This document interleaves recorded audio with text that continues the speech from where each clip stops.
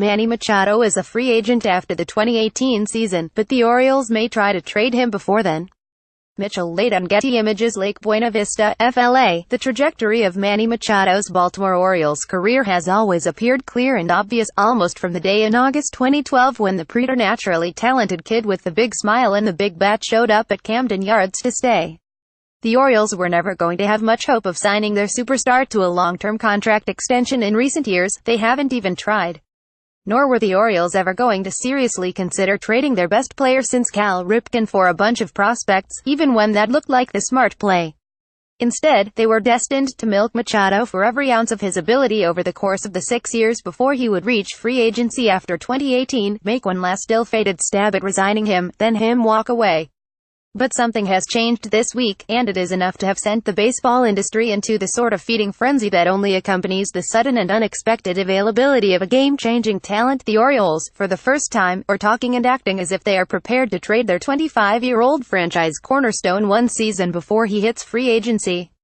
"We're going to continue to explore the market and see where it takes us," Orioles general manager Dan Duquette said Tuesday at baseball's annual winter meetings, when asked specifically about trade talks involving Machado.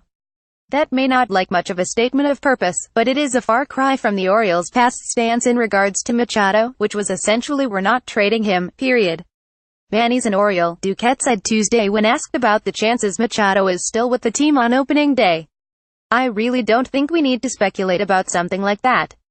If something happens and we have a trade, of course we're going to address the issues. I've said all along this is an important year for the Orioles in a lot of different areas." Suddenly, and seemingly out of nowhere, the sport was awakened to the notion that Machado could be dealt before the winter meetings are over on Thursday. The co-headliner of next winter's free agent class, along with Washington Nationals right fielder Bryce Harper, Machado, like Harper, could be in line for a contract that would eclipse the record-setting $325 million deal signed by Giancarlo Stanton in 2014.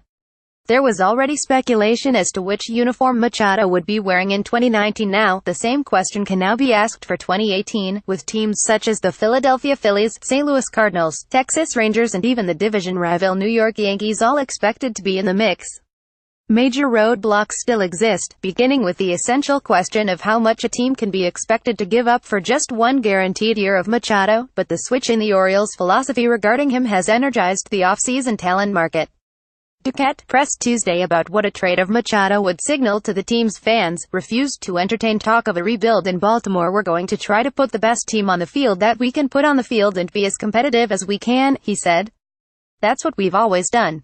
I don't see any other rebuilding in the American League East." When the Orioles were surprise buyers instead of sellers at last year's trade deadline, holding on to all their marketable pieces and adding pitcher Jeremy Hellickson and shortstop Tim Beckham for the stretch run, they explained the decision as reflecting the organization's confidence about the team's ability to contend in the second half of 2017 and again in 2018.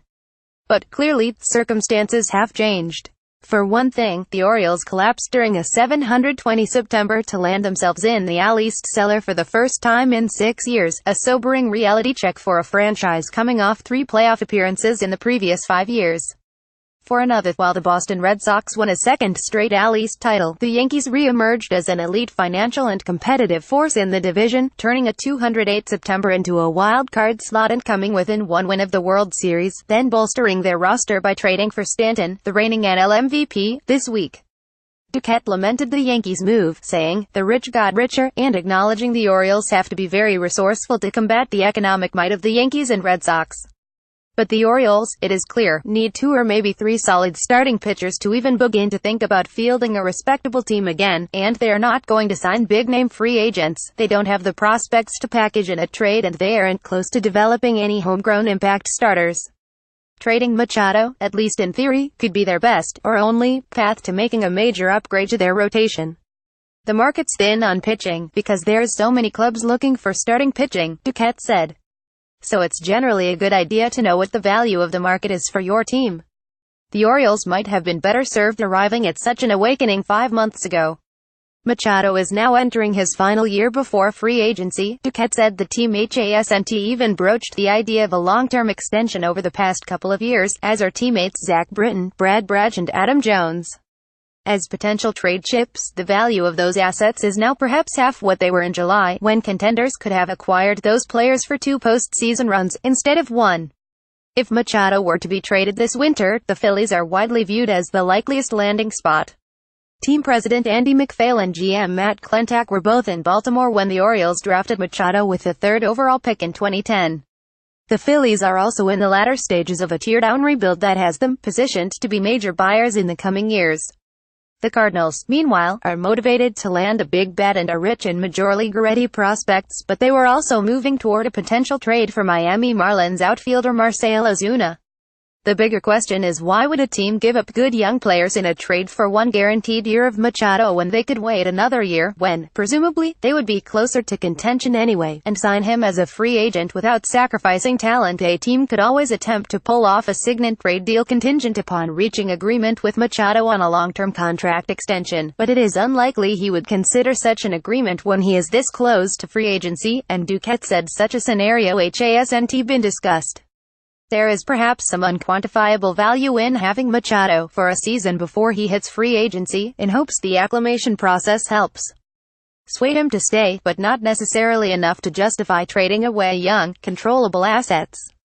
The Machado picture is further muddled by reports that he wants to move back to shortstop, the position he played as an amateur and a minor leaguer, before the Orioles shifted him to third base, where he won Gold Glove awards in 2013 and 2015. Such a shift, made possible by the departure of veteran J.J. Hardy, could enhance Machado's free agent value, but the Orioles management is divided on the wisdom of such a move. To say that Manny and I haven't had conversations about a move to shortstop over the years wouldn't be truthful, manager Buck Showalter said. I've got a real gut feeling about how it's going to work out. On September 24 at Camden Yards, in the Orioles' final home game of the year, Machado flied out to center to end the 8th inning of what would be a 94 win. When he walked off the field at game's end, there was every expectation Machado would be back in Baltimore in 2018. Maybe by the end of that season, there would be a chance to say goodbye. Instead, there is now reason to believe Machado's farewell to Baltimore, such as it was, has already happened. Read more. MLB. After getting valuable bench play last season, Nationals have some holes to fill. MLB umpire Dale Scott retires over fear of further concussions with Giancarlo Stanton trade. Yankees have stumbled into a historic lineup.